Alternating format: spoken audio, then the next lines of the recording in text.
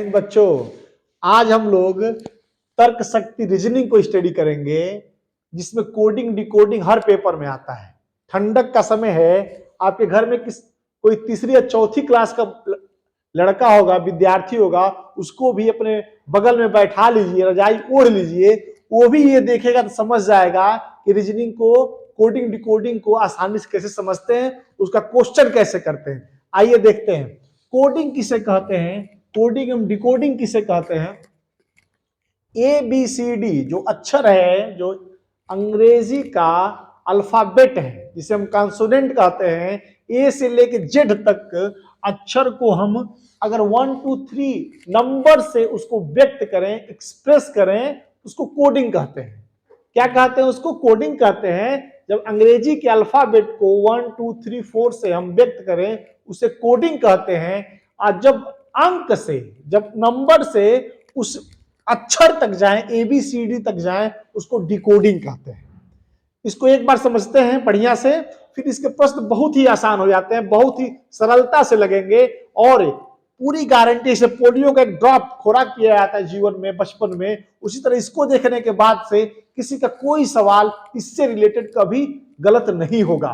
पूरा वीडियो देखिए, उसके बाद आप चैनल को लाइक करेंगे, कमेंट करेंगे, सब्सक्राइब करेंगे। पहले वीडियो को पूरा आपको देखना है। आइए देखते हैं कोडिंग में क्या होता है। ए से लेकर के हम यम ऐसे लिखते हैं। अगर लिखने का तरीका ये समझ में आ गया, हाफ हाफ करके यम से, कि तेरे अक्षर, तेरे कॉन्सोनेंट को हमने ऊपर लिया और इसे A B C D E F G H I J K L M, यम से रिवर्स कर दिया हमने। यम से रिवर्स हो जाए N O P Q R S T U V W X Y Z, ऐसे इसको व्यवस्थित कर दें। अगर लिखने का तरीका समझ में आ जाए, हाफ हाफ करके उसको लिख दें, एक से तेरे ऊपर हो जाएगा, 14 से 26 नीचे हो जाएगा। एकदम समझ में आ गया होगा। एक से तेरे इधर, 14 से 26 इधर आ जाए। अब इसके क्रम को याद रखेंगे। एच क्या है? 8वें स्थान पे है। यस क्या? 19वें स्थान पे। टी क्या है? 20वें स्थान पे। क्रम अगर याद हो जाए, प्रैक्टिस करेंगे तो क्रम याद भी हो जाएगा। अन्यथा पेपर मिलता है कक्षा 4 5 से लेकर के छात्रवृत्ति के एसएससी जीडी यूपीपी यूपीएससी सारे पेपर में क्वेश्चन आता है। उसमें करना क्या है आपको? इसको एक बार बारीकी से देखना है कैसे इसको करते हैं। इसको एक बार समझते हैं, समझने के बाद से याद रखने का क्रम जो इसका होता है, ई जो टी, 5 5 के अक्षर का क्रम से हम ई जे ओ टी वाई, इजोटी को याद कर लें तो ये पूरे का क्रम 5वें पे है, 10वें पे है, ओ 15वें पे है, टी वाई 5 10 15 20 25। अगर ये क्रम, ये शब्द भी याद कर ले इजोटी को, तो इसका क्रम भी आसानी से याद हो जाएगा। दूसरा प्रश्न इसमें आता है विपरीत क्रम। जैसे ए का विपरीत जो है जेड है, बी का वाई है, सी का एक्स है, डी का डब्ल्यू है, ई का वी है, एफ का यू है, जी का टी है। ऐसे सबका एक विपरीत अक्षर है। आप बांटने से विपरीत अपोजिट वर्ड्स है, अपोजिट अक्षर है, हम इसको देख सकते हैं। तो इसको याद करने के लिए एक उफ, गर्मी वगैरह पड़ती तो हम कहते हैं उफ बहुत गर्मी है, उफ, यहां से एक ले सकते हैं उफ, एक यहां से एक वैल्यू निकल गई उफ। के पी यहां से ले सकते हैं, और एक सब यल ओ और बी ई, लव, एक प्यारा शब्द आ गया लव, इसको भी याद रखेंगे। एक दूसरे का अपोजिट शब्द है, ये दोनों अपोजिट शब्द एक दूसरे का, वी और ये दूसरे का अपोजिट शब्द है। दूसरी टेक्निकलिटी क्या अपोजिट शब्द में, कि कभी भी दो अपोजिट शब्द अगर अंग्रेजी के कॉन्सोनेंट होंगे तो उन दोनों का योगफल 27 होगा, 27 होगा। जैसे 1 और 7 को कोडिंग में जोड़ दें हम, 1 और 26 27 होगा, 2 और 25 27 होगा, 3 और 24 27 होगा, 4 और 23 27 होगा, 5 और 22 27 होगा। इसमें प्रत्येक, अगर हम कॉन्सोनेंट को लें, प्रत्येक अक्षर को हम लें, तो इसको जोड़ने पे 27 ही मिलेगा, 27 ही मिलेगा। ये अपोजिट वर्ड्स का डिकोडिंग में एक पहचान है। अक्षर को हमने कोडिंग किया, कोडिंग करके हमने ये देख लिया, तो 27 आना चाहिए। ये कोडिंग डिकोडिंग का टोटल टॉपिक हुआ। क्या था इसमें? ए से जेड तक को व्यक्त करना है। कैसे व्यक्त करना है? हाफ हाफ करके तेरे पार्ट में हम डिवाइड कर देंगे, कि तेरे ऊपर रहेगा, तेरे नीचे रहेगा, और एक क्रम याद रखेंगे। अगर किसी बच्चे को इवन दिक्कत होता है, तो जो क्वेश्चन पेपर मिलता है, इस ओमेआर सीट में क्वेश्चन पेपर मिलता है, उस क्वेश्चन पेपर पे जो रफ करने का जगह होता है, इसको ऐसे भी लिख ले, उसका 4 से 5 क्वेश्चन हर कंपटीशन में, चाहे वाईईटी हो, चाहे एसएससी हो, चाहे यूपीपी हो, उसका गलत होने की संभावना बिल्कुल शून्य हो जाएगी, एकदम सही ही करेगा वो। और इस तरह से हम याद रखने का क्रम यूटी याद रखेंगे। विपरीत क्रम में क्या याद रखेंगे? जोड़ने पे दो शब्द, दो अक्षरों को जोड़ने पे 27 हो गया, वो विपरीत हो गया।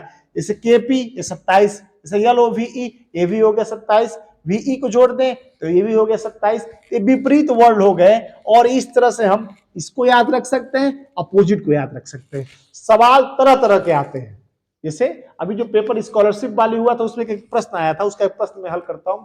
और भी तमाम तरह के सवाल इससे रिलेटेड आते हैं, जिनको अंकों से, शब्दों से, अक्षरों में व्यक्त करके हल किया जाता है। कोडिंग डिकोडिंग, सेना वगैरह में कोडिंग नाम दिया जाता है, एग्जैक्ट नाम नहीं देते हैं। ये शेरशाह, एक बटालियन का नाम हमने शेरशाह रख दिया, उसकी कोडिंग कर दी। तो डिकोडिंग करेंगे तो शेरशाह में कौन थे? तो मेजर ए थे, मेजर ए थे, मेजर ए थे। उसी तरह इस तरह डिकोडिंग करके, कोडिंग डिकोडिंग करके तमाम कूट भाषा हम अपने लैंग्वेज में, विश्व के किसी भी देश में इसका यूज किया जाता है। एक सवाल देखते हैं, ए जेड अपोजिट है, ए का अपोजिट जेड है, जोड़ लें, 1 26। यूएफ ए भी अपोजिट है, एलओ ए भी अपोजिट है, यानी एच के बाद इसका अपोजिट शब्द ही आएगा, यानी एच के साथ यस आएगा, यानी इसके जो आंसर होगा, इस क्वेश्चन मार्क का जो आंसर होगा वो यस होगा। एक क्वेश्चन सॉल्व, और एक क्वेश्चन पेपर में आया हुआ है, छात्रवृत्ति में भी आया, एसएससी में भी आया हुआ है। आप इसको देख सकते हैं, कोडिंग डिकोडिंग कितना आसानी तरीके से ये सवाल लग जाएगा। लड़के सब, विद्यार्थी सब इसको एक बार सिस्टमैटिक रूप से लिखना सीखे, बस लिख करके उसको मेमोराइज करना। मेमोराइज तो वैसे हो जाएगा, छोटे बच्चों को बताएं जो चौथी पांचवी में होगा, वो भी आपका सवाल देखेगा, वो भी आसानी से लगा सकता है, इसमें कहीं किसी को कोई समस्या नहीं होगी। इससे रिलेटेड कहीं किसी को कोई क्वेश्चन इसके बाद भी नहीं आता है तो मेरे व्यक्तिगत व्हाट्सएप नंबर 8009091593 पे सेंड करके मुझसे पूछ सकता है कि सर मुझे नहीं आ रहा है इस पेपर का प्रश्न, मुझे बता दीजिए कोडिंग डिकोडिंग से रिलेटेड, मैं उसे जरूर लगाकर भेजने का पूरी तरह से प्रयास करूंगा। इस तरह देख सकते हैं कोडिंग डिकोडिंग को काफी सरलता और सहजता से मैंने आप लोगों के सामने प्रस्तुत किया। और मुझे पूरी उम्मीद है किसी भी विद्यार्थी से जिसने ये वीडियो देख लिया है, कोडिंग डिकोडिंग का क्वेश्चन गलत नहीं होगा, चाहे वो छात्रवृत्ति का पेपर हो, चाहे यूपीपी का पेपर हो, चाहे एसएससी का पेपर हो, चाहे यूपीपीसीएस का पेपर हो, इससे क्वेश्चन आते ही आते हैं। चाहे नवोदय का पेपर हो, पांचवी चौथी और पांचवी का अगर स्टूडेंट इस देख रहा हो, कोई बच्चा देख रहा हो, उससे भी गलत नहीं होगा। इतनी मेरी गारंटी है।